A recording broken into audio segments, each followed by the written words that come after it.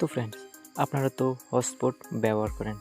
তো আপনারা কি এটা জানেন হটস্পটের মধ্যে এমন কি দুটি সেটিংস লুকিয়ে আছে, যে সেটিংসগুলি আপনারা হয়তো অনেকেই জানেন না।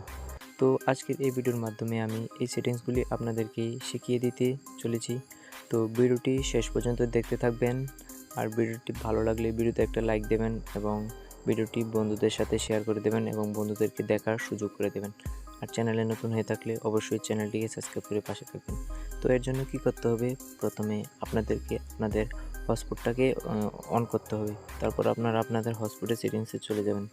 তো হটস্পটের সেটিংসে চলে যাওয়ার পর এখানে কি দেখতে পাচ্ছেন, এখানে দেখতে পাচ্ছেন কিন্তু হটস্পটের নাম শো হচ্ছে, হটস্পটের পাসওয়ার্ড শো হচ্ছে।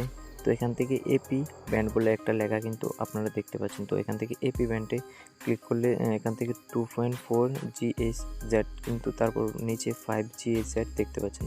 তো এটার কাজ কি আপনারা জানেন না হয়তো অনেকেই। তো 2.4 GHz এটার কাজ হচ্ছে, যখন আপনি আপনাদের বন্ধুদেরকে নেট শেয়ার করবেন তখন 2.4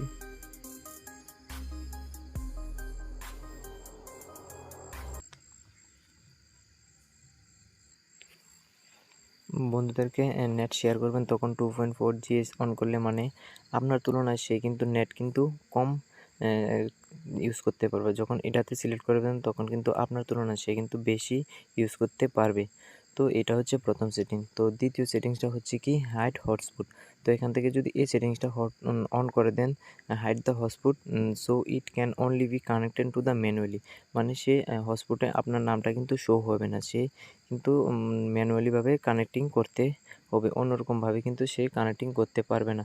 তো আর দ্বিতীয় সেটিংসটা কি, এখান থেকে automatically turn of professional hotspot, এখান থেকে যদি এটা আপনারা অফ রাখেন কিন্তু হবে না, এখান থেকে যদি এটা অন রাখেন তখন দেখতে পাচ্ছেন automatically turn off the hotspot when no device are connected for 10 minutes. যখন আপনাদের বন্ধুদের সাথে নেটটা শেয়ার করবেন তখন 10 মিনিট পরে নেটটা কিন্তু অটোমেটিক্যালি আপনার হটস্পটটা অফ হয়ে যাবে।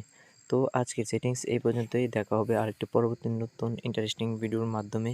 ততদিন সবাই ভালো থাকবেন, সুস্থ থাকবেন, ধন্যবাদ সবাইকে।